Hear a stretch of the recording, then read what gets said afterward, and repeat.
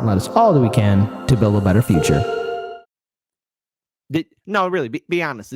Did you even care that there was going to be another debate? There was another debate. Nikki Haley was there. Ron DeSanctimonious was there. Nikki Haley, that's not her name. Ron DeSanctimonious. You had Baron Vladimir Harkonnen, Chris Christie. You had Vivek Ramaswamy there. And you had great Tim Scott there. Nobody cares. Nobody cares that there was another Republican primary debate because at the end of the day, Donald Trump's going to win the nomination. Okay? That's it. Without a shadow of doubt, Republican voters want Trump. And there's a very good chance that Trump could walk away from all these legal troubles that he's facing. And he's going to be A-okay. He's going to be fine. He's going to be okay. So let's talk about this. Let's actually talk about this. But first, before we do talk about the article and everything in question, I want to play some highlights. There was a lot of scandal and drama surrounding the Republicans. Now, Trump didn't attend. He had his own rally. And for the most part, Trump not attending these debates have worked in favor for him. He's already standing way above in the lead compared to his opponents. And it's only a matter of time before everyone else drops out. I mean, this was a crowded primary, and already we're down now to 5 candidates on the debate stage. Did anyone notice? Did anyone care? The answer is no. No one cares. No one cares indeed. But I have to get to this, man. Vivek, man, you're being too brutal. Joe Biden's son, Hunter Biden, got a $5 million bribe from Ukraine. That's why we're sending $200 billion back to that same country. The fact of the matter is the Republican Party is not that much better. You have the likes of Nikki Haley, who stepped down from her time at the UN. Bankrupt or in debt was her family. Then she becomes a military contractor. She joins the board of Boeing and otherwise, and is now a multimillionaire. So I think that that's wrong when Republicans do it or Democrats do it. That's the choice we face. Do you want a leader from a different generation who's going to put this country first? Or do you want Dick Cheney in 3-inch heels? All right, Mr. In which case, we've got 2 of them on stage tonight. Oh, damn. God damn. Smacked so hard in the mouth, even I felt it. That's a big old oof right there. And look, if you're Ron DeSantis, you'll never let that down because, let's face it, those boots are a little bit high for DeSanctimonious. Remember how he was hyped up as the guy that was going to take on Trump? Yeah, those days are gone. Here, let's rewind that one more time. Do you want a leader from a different generation who's going to put this country first? Or do you want Dick Cheney in 3-inch heels? All right, Mr. In which case, we've got 2 of them on stage. Woof. Woof. Woof. Woof. Damn. That's a firm smack in the mouth. But then, hey, wait. It gets better. It gets better. Because Nikki Haley, that's not her name, has her own Will Smith moment. Vivek is Chris Rock. Nikki Haley's Will Smith. Ramaswamy, we've talked about this. You campaign on TikTok. How do you get TikTok banned if you use it? Well, I want to laugh at why Nikki Haley didn't answer your question, which was about looking at families in the eye.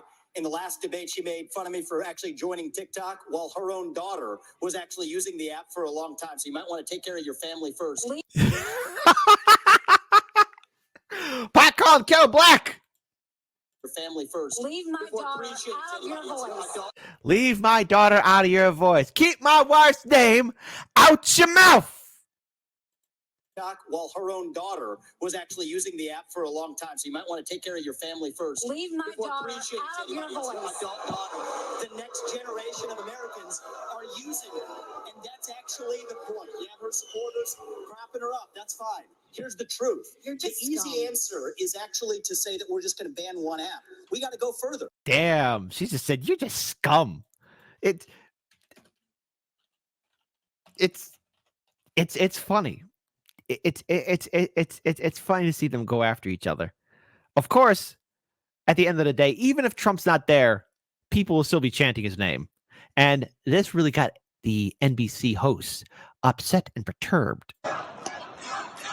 Okay, so that we're going to do that, right? Because we really want to hear from these candidates. And they- Oh, that was awesome, guys. Hold on. One more time for Trump. Okay, so that was awesome, you guys. But that's the last time we're going to do that, right? Because we really want to hear from these candidates. And they worked really hard for us tonight, okay? So we're so excited. One other thing here, too. Perception drives reality. Who is not freaked out when DeSantis smiles? I will be a leader you can be proud of. And as your president, I will not let you down. God bless you. Governor DeSantis. Ew. There's no analysis here. Look, the one takeaway, the big winner from the Republican primary debate was Trump, okay? Because this doesn't inspire anything. Yeah. No, which one's worse? That or that? I'll let you decide. Of course, it's also important to point out that even the NBC host got roasted. NBC, you used to be respected. Swami, let me turn to you. Please make your case. Why should you be the nominee and not the former president? I think there's something deeper going on in the Republican Party here, and I am upset about what happened last night. We've become a party of losers at the end of the day. Is it? The Republican politicians and Democratic politicians are losers. So, that's a statement I'll agree with. Cancer to the Republican establishment. Let's speak the truth. I mean, since Ronna McDaniel took over as chairwoman of the RNC in 2017, we have lost 2018, 2020, 2022, no red wave that never came. We got trounced last night in 2023. And I think that we have to have accountability in our party. For that matter, Ron, if you want to come on stage tonight, you want to look the GOP voters in the eye and tell them you resign, I will yield my time to you. And frankly, look, the people there cheering for losing in the Republican Party. Think about who's moderating this debate. This should be Tucker Carlson, Joe Rogan, and Elon Musk. We'd have 10 times the viewership, asking questions that GOP primary voters actually care about and bringing more people into our party. Do you think the Democrats, and we've got Kristen Welker here, do you think the Democrats would actually hire Greg Gutfeld to host a Democratic debate? They wouldn't do it. And so the fact of the matter is, Kristen, I'm going to use this time because this is actually about you in the media and the corrupt media establishment. Ask you, the Trump-Russia collusion hoax that you pushed on this network for years, was that real or was that Hillary Clinton made up disinformation? Answer the question. Go.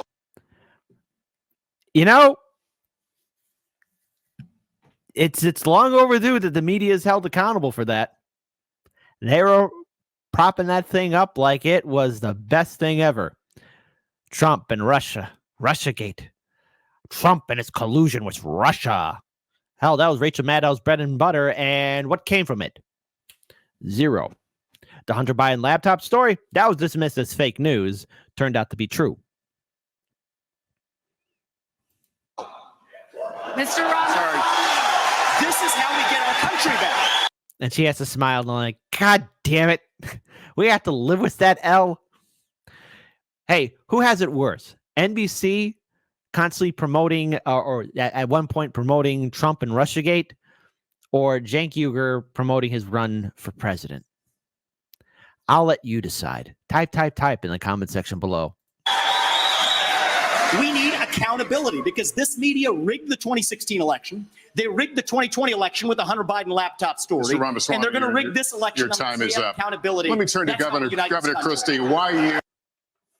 Damn. So let's look at this. This is an article from The Hill. Winners and losers from the third Republican primary debate. The winner's Trump.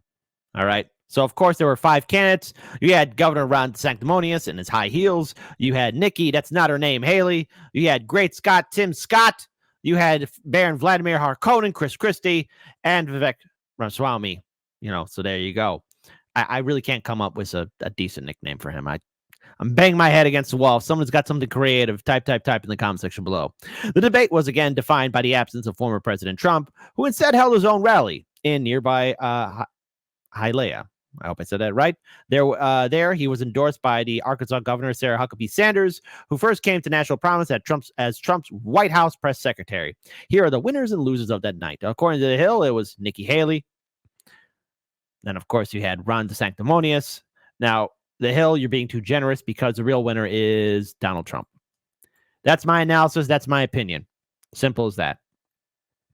NBC and some news moderators, no, they were not winners. Mixed, Chris Christie, he's not in the double digits. All right. Even with all the cans dropping out, Chris Christie is not going to get the nomination. And losers, Vivek, while I would say all the Republican primary candidates are losers, Vivek is probably the most interesting one of them all. And Tim Scott, what are you doing? You're embarrassing yourself. They're all laughing at you.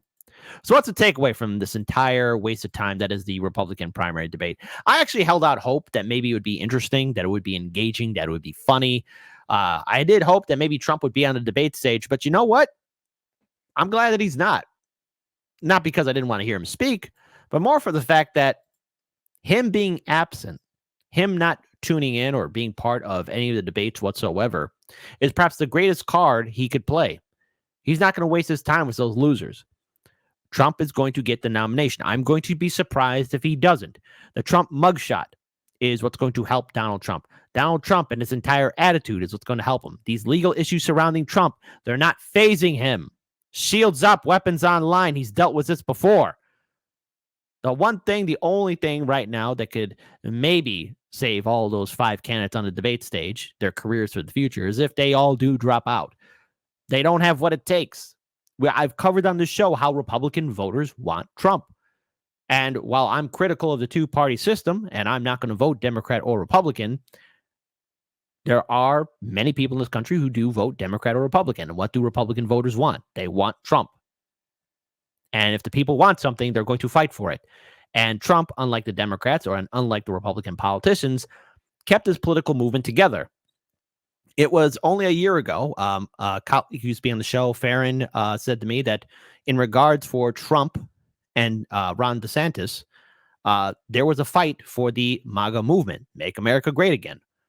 And Trump, the reason why he's running is not only out of pride and the need to win and beat the Democrats, but also control the very same movement that he created in 2016. Ron DeSantis lost it. He doesn't have what it takes. He should put on those high heels and skip away, as should all the other candidates as well. I don't know what lies in store for the next potential debates, if there will be any, but how many of us are going to be paying attention to it? See, there's a blurring effect going on here. It was interesting at one point, but all those candidates are tired and boring. 2024. It should be an interesting and funny election year. Stay tuned, the Hard Lens Media.